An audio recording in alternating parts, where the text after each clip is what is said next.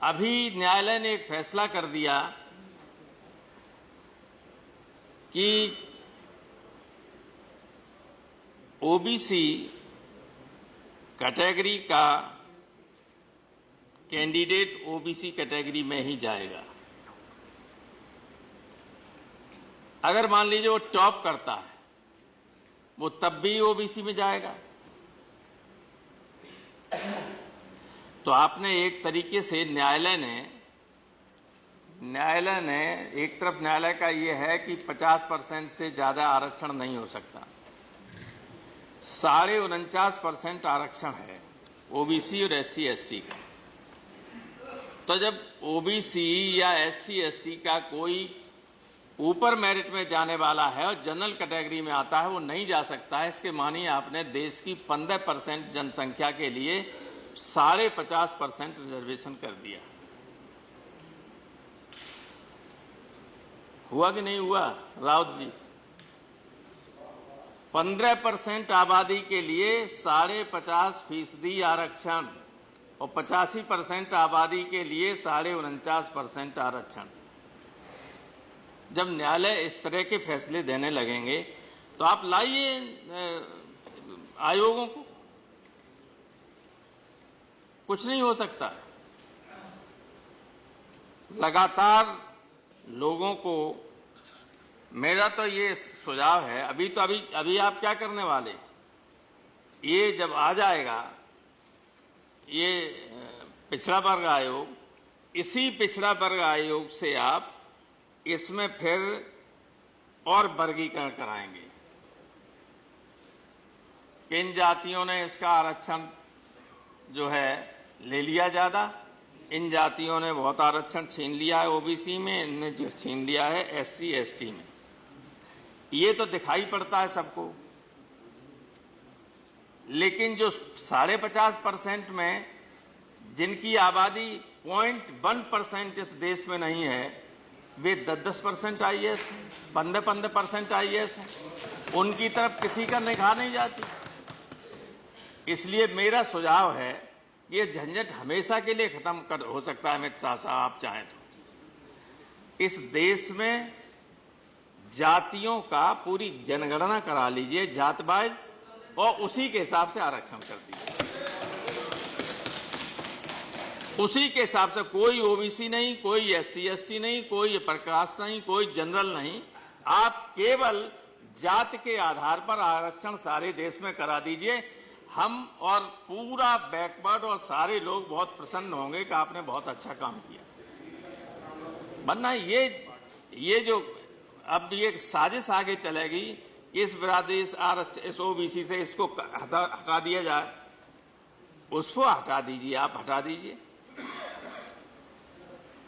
पिछली बार एक बहुत बड़े संवैधानिक पद पर बैठे हुए व्यक्ति ने उत्तर प्रदेश के बारे में ये कह दिया था कि कम्युनिटी के लोग जो हैं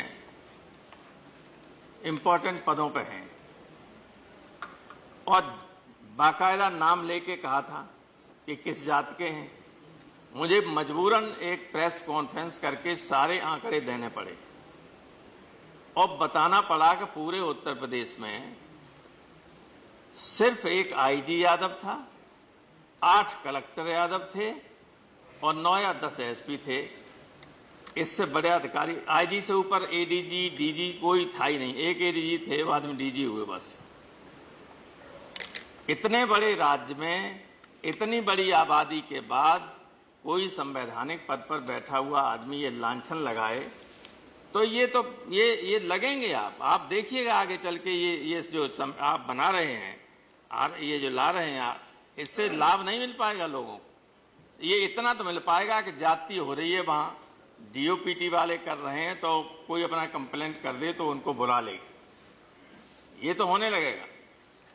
लेकिन जो असली जड़ है, जहां से सारी गड़बड़ियां शुरू होती हैं, आपकी इच्छा के खिलाफ भी फैसले कर देते हैं, उस जड़ में ये मंत्री जी बैठे हुए हैं। वहां आरक्षण कीजिए, न्यायपालिका पे आरक्षण कर दीजिए। न्यायपालिका में जब तक इनके हितों की रक्षा करने का वाला नहीं होगा कोई, तब तक आप कुछ भी करते रहिए, इन्हें न्याय नहीं मिल सकता। रामगोपाल जी, वरना ये बताइए, एक सेकंड सर, मेरा कितना भी टाइम है और 1 मिनट है। अब 1 मिनट है, 1 मिनट में बहुत कुछ कहा जा सकता है। ठीक सर, न्यायपालिका ने ये जो मैं ये कह रहा हूं, इसलिए कह रहा हूं कि कुछ भी आप करना चाहें, कर नहीं पाएंगे, तुरंत फैसला दूसरा आ जाएगा।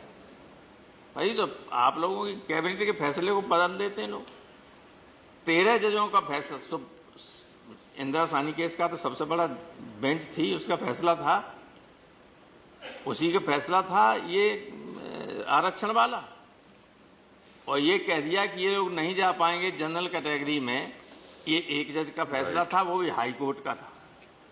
हाई कोर्ट का एक जज सुप्रीम कोर्ट के 13 जजों की बेंच के खिलाफ फैसला दे सकता है और वो लागू हो जाता है।